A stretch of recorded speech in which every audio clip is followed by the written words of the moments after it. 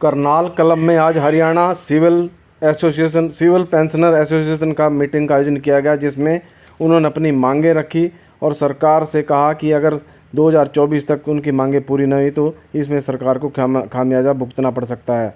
उनकी मुख्य मांगें हैं: पिछली सरकार द्वारा मानी गई मांग 65, 70, 75 वर्ष की आयु में क्रमशः 5, 10 व 15% बेसिक पेंशन में वृद्धि लागू की जाए। कई राज्यों में यह पहले ही लागू है। मेडिकल भत्ता 3,000 रुपये मासिक किया जाए। कंप्यूटेशन की कटौती 15 वर्ष के बजाय पहले की भांति 12 वर्ष की जाए।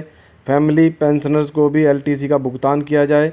उच्चतम न्यायालय व उच्च न्यायालयों द्वारा रिटायर कर्मियों के हित में दिए गए फैसलों का सामान्यकरण करके तुरंत लागू किया जाए।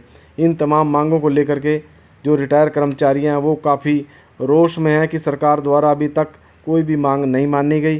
कई बार सरकार को ज्ञापन भी दे चुके हैं, परंतु कोई भी अभी तक लागू नहीं किया गया। उनकी मांग कोई भी पूरी नहीं की गई, जिसको लेकर उन्होंने आज विरोध जताया और रोष में जो है सरकार के खिलाफ नारेबाजी कर कहा कि आने वाले चुनाव में भुगतान करना पड़ेगा। आज हमारे यहाँ जो मीटिंग हुई है उनमें सभी हरियाणा से जितने प्रेसिडेंट हैं, उनके जनरल सेक्रेटरी हैं, सीनियर वाइस प्रेसिडेंट, सभी ने यहाँ भाग लिया है। और मेन मुद्दा जो था, जो हमारी डिमांड्स हैं, जो बहुत समय से सरकार के पास लंबित हैं, उनके बारे में है। इस सरकार ने सत्ता में आने से पहले 2014 में वायदा किया था, अगर हम सत्ता में आते हैं तो 65, 70, 75 की जो डिमांड है वो सभी बीमारियां कैशलेस, एलटीसी सुविधा फैमिली पेंशनर्स को, और जो मेडिकल भत्ता है वो 1,000 से बढ़ाकर 3,000 करेंगे।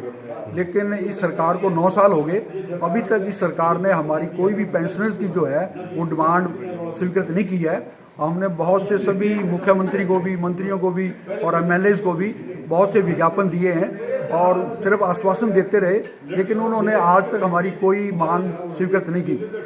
हमने उनको कई बार मिलने के लिए भी निमंत्रण कहा कि हमें बुला लो, हमारी बात बैठ के टेबल के ऊपर हो, लेकिन सरकार ने कभी हमें आज तक नियमित रूप से निमंत्रण नहीं दिया। हम 2-3 बार मुख्यमंत्री से यहाँ मिले हैं, लेकिन उनका भी कोई सकारात्मक जो था वो रुख नहीं था।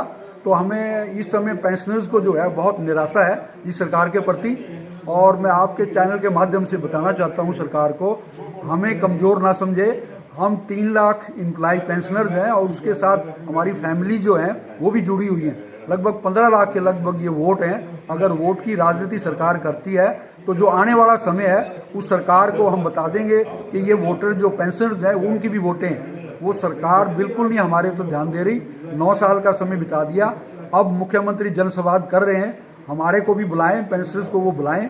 हमारी एसोसिएशन ने कई बार उनको निवेदन कल मुख्यमंत्री आ रहे हैं करनाल में, वो आते रहते हैं, यहाँ तो बहुत बार आते रहते हैं। वो तो हर हफ्ते, हर तीसरे दिन आते रहते हैं, लेकिन वो मानते नहीं। उनको लगता है, घमंड है कि मैं जो है जीत जाऊंगा। करनाल की जनता भी और जो पेंशनर्स हैं सारे हरियाणा के, इस समय सरकार के प्रति बहुत रोष है, निराशा है। तो आने वाले समय में 24 में खामियाजा भुगतना पड़ सकता है। हाँ, बिल्कुल भुगतना पड़ेगा। मैं आपके माध्यम से बताना चाहता हूँ सरकार को कि जो आने वाले चुनाव हैं, चाहे वो लोकसभा के हों चाहे वो विधानसभा के हैं, उसके अंदर अगर पेंशनर्स की डिमांड नहीं मानी गई, जो आपने वायदा किया था आने के ऊपर, तो आपको इसका नतीजा भुगतना पड़ेगा।